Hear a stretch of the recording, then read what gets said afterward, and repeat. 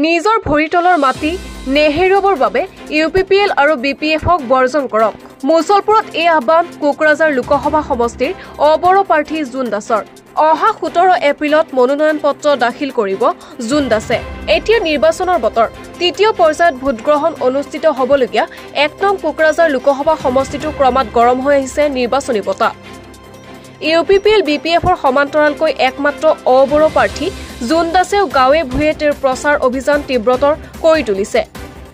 বিটিচিত বসবাস কৰা 22 লক্ষ অবৰ লোকৰ জাতি, মাটি আৰু ভাষাৰ অধিকাৰ সুৰক্ষিত কৰাৰ স্বাৰ্থতে জোন দাস অৱতীৰ্ণ হৈছে নিৰ্বাচনত। তেওঁ কয় যে অবৰ ৰাইজ মোৰ লগত আছে।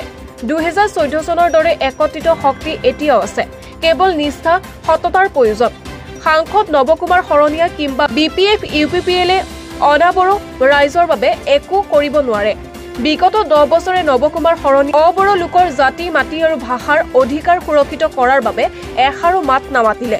বাক্সা জিলাৰ মুছলপুৰৰ সমীপৱৰ্তী থমনাত এখন নিৰ্বাচনী প্ৰচাৰ সভাত অংশ লৈ জোন দাসে বিটিচিৰ 22 লক্ষ অবৰ ৰাইজক নিজৰ ভৰিৰ তলৰ মাটি নেহেৰুৱাবৰ বাবে ইউপিপিএল আৰু বিপিএফ দলৰ বিৰুদ্ধে ৰাইজক ভোট প্ৰদান কৰিবলৈ আহ্বান জনায়। লগতে তেওঁ অহা 17 এপ্ৰিলত কোকৰাঝাৰত মনোনয়ন পত্ৰ দাখিল কৰিব বুলিও জানিবলৈ দিয়ে।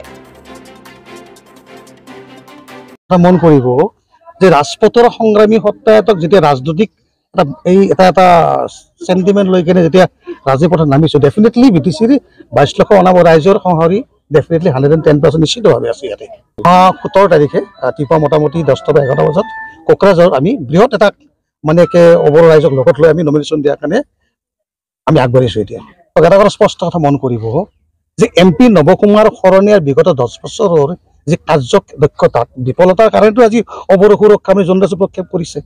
কালি MP নৱকুমাৰ শৰণীয়াৰ কাষ্ট চাৰ্টিফিকেটখন ভেলিড হওক বা নহওক, ইয়াত আমাৰ কোনো আহেবা নাই। কাৰণ এটা কথা স্পষ্ট যে MP নৱকুমাৰ শৰণীয়াক আজিও আহ্বান কৰিছো যে যদিহে তেখেতৰ যে চাৰ্টিফিকেট যদি ইনভেলিড হৈ যায়, তেওঁ এটা কথা মন কৰিব, যদিহে বিটিচিৰ 22 লক্ষ অনাবৰ ৰাইজৰ স্বাৰ্থ যদি ৰাখিয়ে তেওঁ যে 10টা বছৰ MP হৈছিলে, 100% তেওঁ চিন্তা কৰিব লাগিব যে তেওঁৰ চাৰ্টিফিকেটখন ইনভেলিড হোৱাৰ পিছতো যদি কোনোবা পাৰ্টি যদি প্ৰক্ষেপ কৰে, এটা স্পষ্ট হ'ব যে কোনোবা পক্ষৰ পৰা তেওঁ এই চিটটো বিক্ৰী কৰাৰ কাৰণে প্ৰক্ষেপ কৰিছে। আৰু মই স্পষ্ট কৰিব খোজো, বিটিচিত বসবাস কৰা এই অনাবৰৰ মানুহখিনিয়ে যি মাটিৰ সমস্যাত ভুগি আছে, যি ভাষাৰ সমস্যাত ভুগি আছে, যি ল'ৰা ছোৱালীৰ ভৱিষ্যত চাকৰিৰ সমস্যাত ভুগি আছে, মই নাভাবোঁ যে অনাগত দিনত MP নৱকুমাৰ শৰণীয়ে হওক বা বিপিএফে হওক বা ইউপিপিএলে হওক যে কোনোবা প্ৰতিৰোধ ব্যৱস্থা কৰি তেওঁ আমাক পৰাজিত কৰি আমাৰ অধিকাৰখিনি সুৰক্ষিত ৰখাৰ স্বাৰ্থত জোন দাসক ভোট দিব বিৰোধ থাকিব বুলি এটা কথা মন কৰিব যে যোৱা যি 10টা বছৰ।